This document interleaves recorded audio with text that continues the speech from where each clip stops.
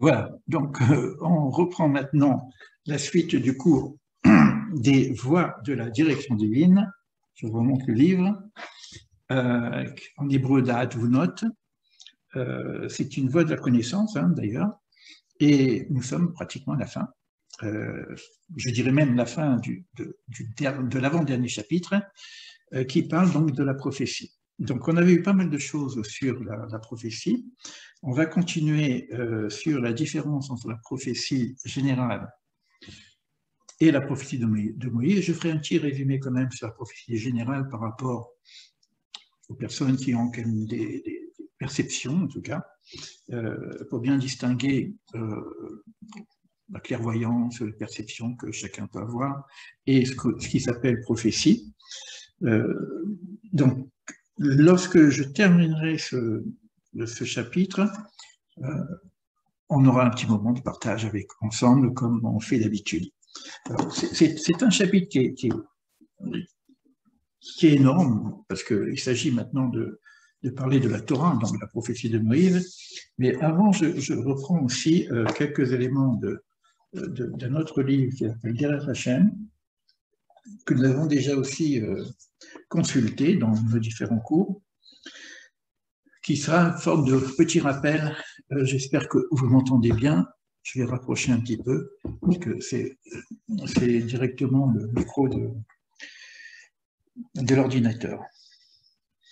Donc, je reprends l'expérience prophétique, donc Derech Hashem, c'est la page 109, le chapitre 9, pour ceux qui ont le livre. Le texte en français est suffisamment clair pour pas que je déborde. J'ai regardé un petit peu. Alors, ce qu'on avait vu que cette prophétie est attribuée à des personnes. Voilà. Enfin, nous devons savoir que le titre de prophète ne saurait être attribué qu'à celui qui aurait atteint la prophétie intégralement, c'est-à-dire toute personne étant totalement convaincue de l'origine de la prophétie en tant qu'émanation divine.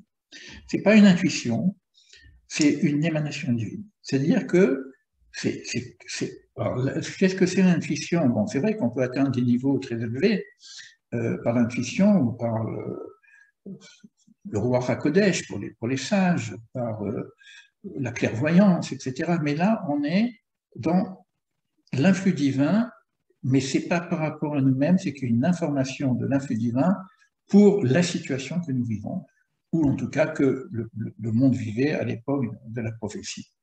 Donc ça, c'est déjà ce niveau à qui le prophète peut faire abstraction du doute, c'est ça qui, à un moment donné, fait qu'il n'y a pas de doute. On n'est pas dans un monde, peut-être que je ne sais pas vraiment, j'ai vu ça, de quoi il s'agit, etc. Il y a une certitude, c'est difficile à dire pour nous, mais une certitude que c'est Dieu qui parle, qui donne l'information. Ça, c'est pour tous les prophètes. Il n'y a pas d'ambiguïté, il n'y a pas d'erreur. Et le prophète sait, parce qu'il a sa propre carte de traduction, il sait de quoi il s'agit. Il n'a pas besoin d'aller voir, de consulter un interprète pour dire j'ai rêvé ça, j'ai vu ça, de quoi il s'agit. Alors maintenant,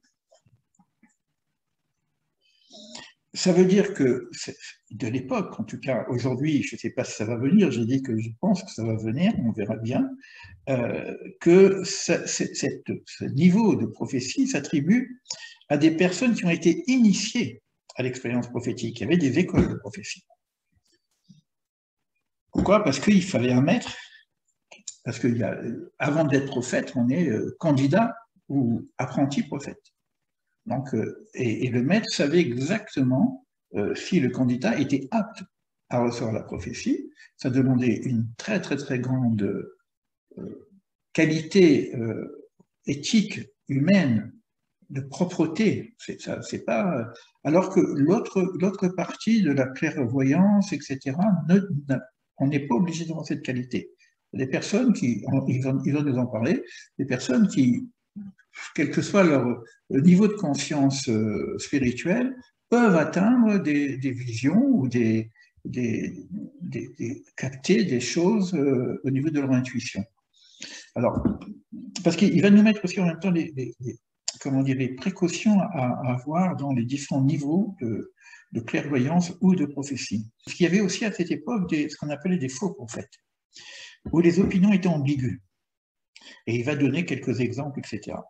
Par contre, ceux qui discernent totalement les voies de la prophétie sont conscients de l'existence des pierres d'achoppement. Ils reconnaissent aussi des signes qui sont justes ou flous. Ils connaissent aussi les dangers qu'il peut y avoir dans l'expérience prophétique. Pourquoi? Parce que dans cette expérience prophétique, on atteint des niveaux extrêmement élevés, et dans ces niveaux extrêmement élevés, on a dépassé de loin les risques occultes qu'il y a dans la clairvoyance, mais si je dépasse même les risques occultes de la clairvoyance, quand j'arrive au niveau de la prophétie, il y a d'autres risques parce que ce qu'on appelle le citra, l'autre côté, est toujours là. Donc il peut y avoir encore des brisures, des interférences à des niveaux extrêmement élevés. Puisque je ne peux pas rentrer trop en détail de ces choses-là parce que d'abord c'est délicat et c'est un peu complexe, mais plus on monte au niveau spirituel, plus la force contraire nous accompagne, mais d'une façon beaucoup plus, comment dire, j'allais dire trompeuse, c'est-à-dire que quelqu'un qui a un niveau de conscience limité va être confronté à l'autre côté par des propositions limitées. Donc on va lui faire des choses pas très sympathiques, par exemple. Mais quand je suis à un niveau de prophétie ou au niveau d'épuration spirituelle, on ne peut pas m'attaquer par des choses grossières. Donc comment on va m'attaquer? Excuse-moi.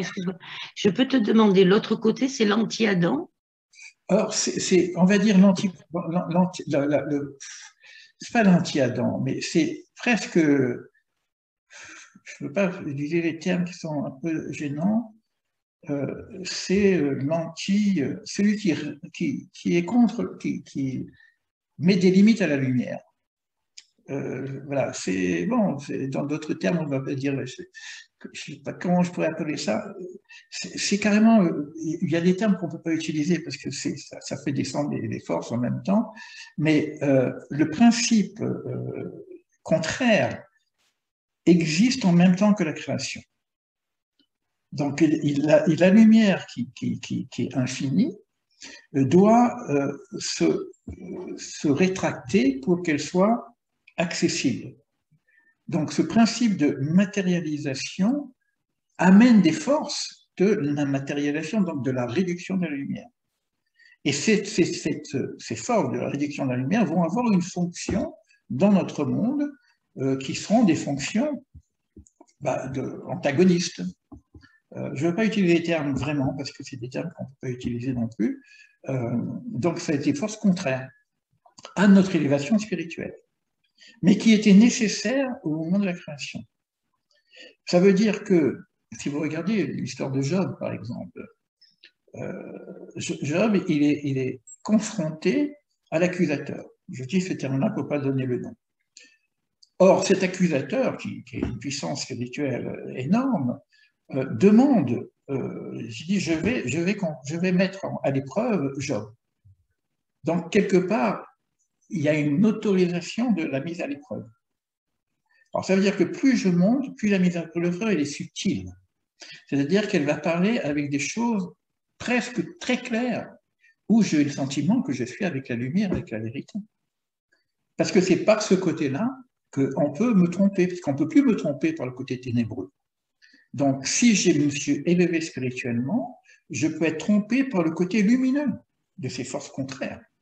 Parce que c'est comme ça qu'on va se présenter. C'est l'histoire des épreuves des grands initiés, l'histoire de l'épreuve d'Abraham. Donc, c'est là où on a vraiment beaucoup de mal à distinguer. Et c'est pour ça que le prophète, il a eu un maître quelque part qui lui montre que cette lumière-là vient de ce mauvais côté. Et ça, c'est pas évident. C'est pas évident. C'est beaucoup plus plus pernicieux, je dirais même, que quand je suis avec la clairvoyance, l'autre côté est dans le monde occulte. Ça, on voit tout de suite qu'on est dans un monde un peu bizarroïde, c'est mélangé, il y a des petits monstres, etc. Donc, on voit bien qu'on est dans ce monde où il y a des confusions, et c'est pour ça que, bon, dans la clairvoyance, des fois, on peut aussi, mais le monde occulte est beaucoup plus clair dans son obscurité, alors que le monde subtil de la prophétie n'est pas clair, je pense. C'est pour ça que les prophètes sont confrontés aussi, dans cette époque-là, il y a ce qu'on appelait les faux prophètes, qui arrivaient à porter des preuves de leur fausse prophétie. Ils étaient capables de faire des miracles incroyables, parce qu'ils étaient alimentés par cette force contraire qui avait des pouvoirs, je dirais même de la résurrection de mort, si on voulait, on peut aller jusque-là, quoi.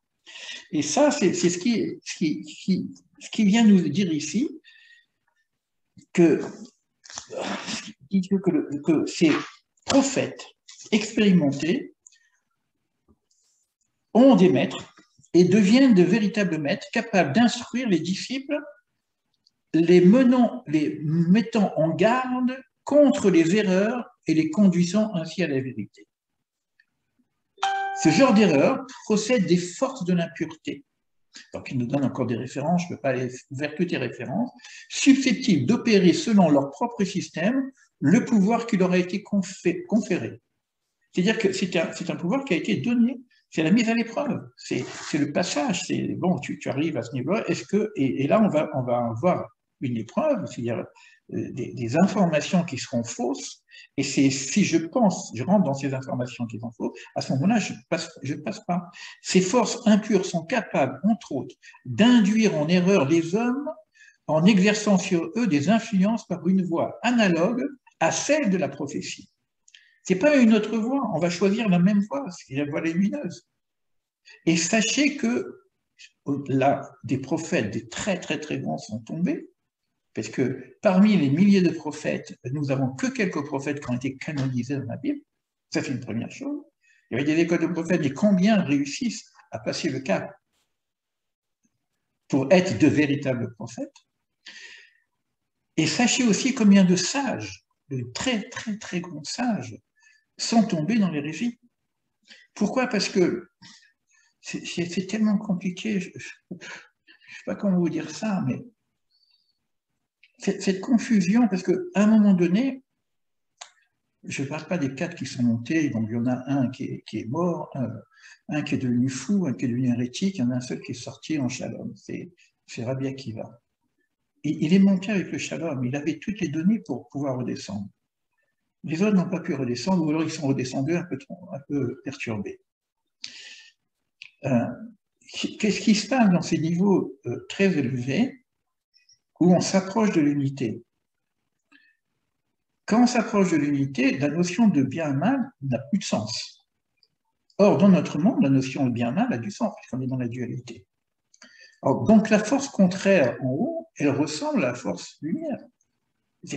On ne voit pas, c'est l'unité. Donc, la notion de mal, elle est aussi une notion de bien à un certain niveau.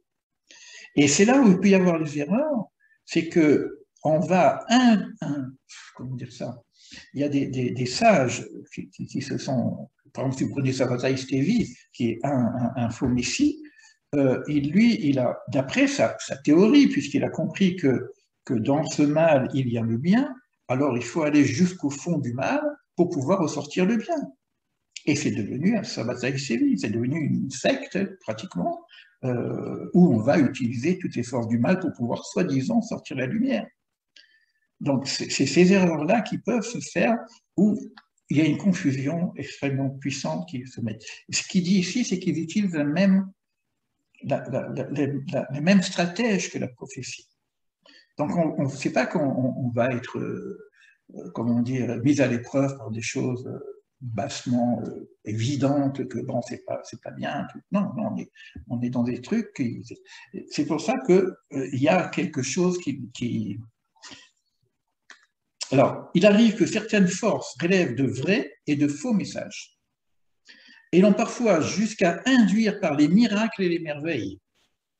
À ce propos, l'écriture est explicite concernant les faux prophètes. Il prédira un signe et il fera des miracles. Et ce signe ou ce miracle s'accomplira tel qu'il a été annoncé par le prophète. Donc, le miracle ne va pas être comment dire, une preuve de la prophétie. C'est pas ça qui va être la preuve de la prophétie. On peut faire des miracles. On n'a pas besoin d'être un prophète. On peut être un faux prophète et faire des miracles. Et on peut utiliser le miracle pour pouvoir dire, regardez comment je suis capable de. Mais si tu parlais d'initiation tout à l'heure, ça veut dire que la contre-initiation peut ressembler à l'initiation. Exactement. Exactement. C'est une contre-initiation. C'est comme ça que il y a certaines sectes, vous les connaissez, je ne vais pas les nommer, qui sont des sectes sur lesquelles c'est le grand bordel, quoi. Soi-disant, il faut faire monter la lumière. Ça existe des initiations comme ça. D'ailleurs, bon, je ne veux pas en parler, puisque un de nos élèves m'a interrogé là-dessus. J'ai dit, on ne rentre pas là-dedans. Ce n'est même pas la peine de chercher à savoir qu'est-ce qui peut être bien ou pas bien là-dedans. On ne rentre pas là-dedans. Voilà, donc, je ne donne pas d'explication, je ne rentre pas. Je ne veux même pas savoir. Pourquoi on ne rentre pas là-dedans? Parce qu'on peut rentrer pour dire c'est pas bien, mais on y rentrait quand même. On a été voir et on a prouvé que c'est pas. Mais on y rentrait, donc on ramasse des forces négatives. C'est ça le truc, c'est que on s'interdit. Voilà.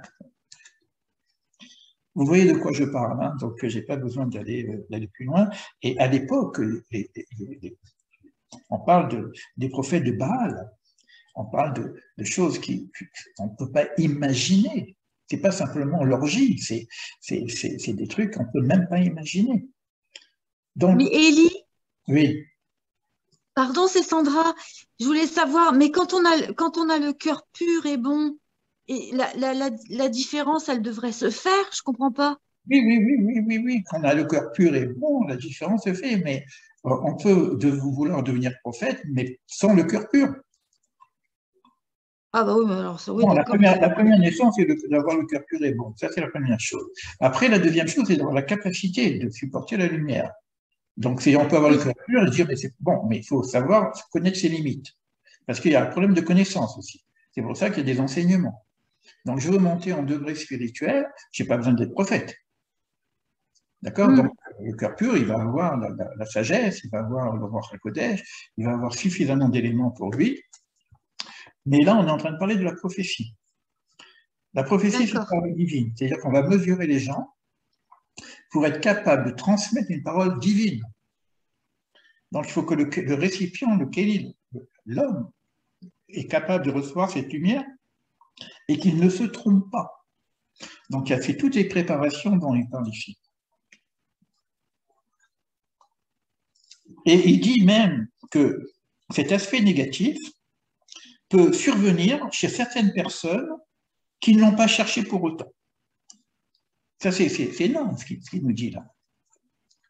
Tu as des personnes qui ils reçoivent un truc, ils ne vont pas chercher à devenir clairvoyants, machin comme ça.